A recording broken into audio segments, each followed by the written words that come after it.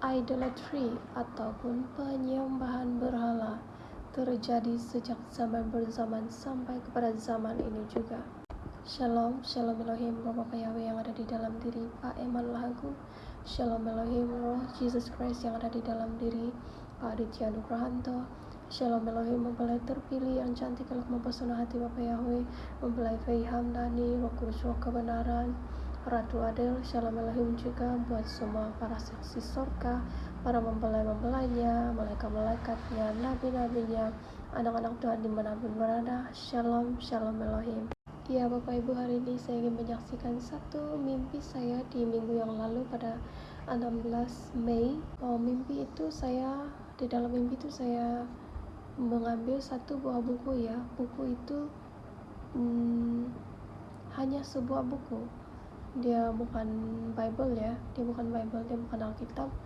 Lalu di dalamnya berisikan tulisan demi tulisan seperti itu. Lalu saya membuka lembar demi lembar dan saya membaca setiap isi di dalam buku itu, dan saya ingin menyelidikinya apakah tulisan-tulisan itu berisikan kebenaran, dan saya melihat bahwa tulisan-tulisan itu berisikan kebenaran seperti yang tertuliskan di dalam firman-Nya juga.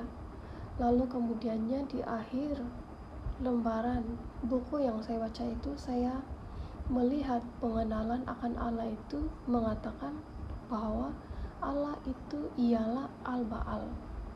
Nah, selepas saya membaca pengenalan itu, saya tersentak dan saya merasa bahwa sesuatu yang tidak benar di dalam buku itu. Lalu saya terbangun. Buku itu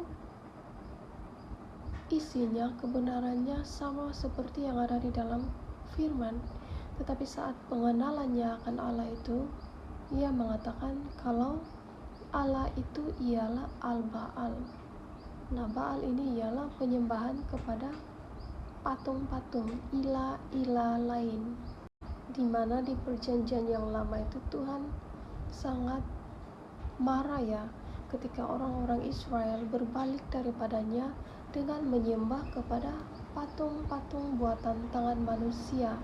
Patung-patung berbalik kepada Baal, patung yang dibuat oleh orang-orang asing, bangsa-bangsa asing pada waktu itu. Mereka berbalik daripada Tuhan lalu menyembah kepada patung-patung, kepada ilah-ilah lain.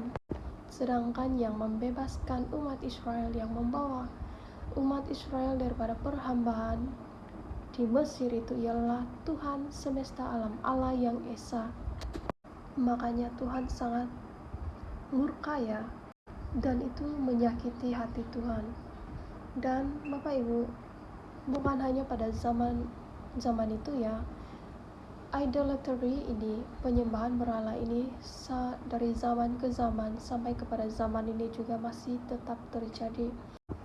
Kita melihat bahwa seolah-olah manusia menyembah kepada Tuhan semesta alam, Allah yang Esa ya. Secara luarannya kita melihat mereka menyembah kepada Allah yang Esa, tetapi ternyata pengenalan mereka akan Allah itu, mereka menyembah kepada ilah-ilah lain. Salah satu yang kita boleh lihat ialah dahulunya idolatry yang mereka bina itu, yang mereka bangunkan itu, yang mereka buat ialah patung lembu emas. Dan di zaman ini ialah mereka membuat patung-patung Bunda Maria, patung Tuhan Yesus bahkan, lalu menyembah kepadanya. Kan secara luaran ianya seperti mengikuti kebenaran, seperti menyembah kepada Tuhan yang Esa, Tuhan semesta alam, tetapi ternyata menyembah kepada ilah-ilah lain. Di mana sebelumnya saya juga tidak mengerti ya Bapak Ibu, bahwa setiap simbol-simbol itu menyatakan sesuatu, tetapi pada saat Roh Alfa dan Omega, di mana yang sudah berdiam di dalam diri Pak Aditya Nugrahanto itu adalah inkarnasi Jesus Christ itu sendiri. di mana dia membukakan kebenaran bahwa setiap logo-logo, setiap simbol-simbol itu ada maksudnya. Dan kita harus sambil tahu dan pandai menilai bahwa setiap logo-logo, setiap simbolis-simbolis itu ada maksudnya.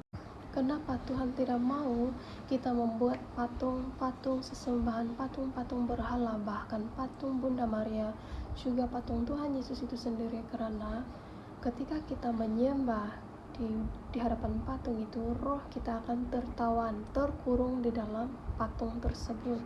Bahkan di dalam 10 hukumnya, Tuhan itu sudah menyatakan untuk jangan membuat patung yang menyerupai apapun yang ada di atas langit, bumi, dan air. Sekalipun itu ialah patung Bunda Maria atau Tuhan Yesus Kristus. Karena apabila roh manusia itu tertawan di dalam patung-patung sesembahan itu, manusia itu tidak akan dapat melihat kebenaran yang sesungguhnya.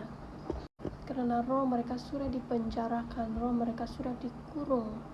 Oleh itu, jika manusia itu mempunyai kerendahan hati, apabila mendengar tentang kebenaran yang dinyatakan oleh Roh Alfa dan Omega itu sendiri, yaitu yang ada di dalam diri Aditya Nugrahanto, manusia akan melihat kebenaran itu.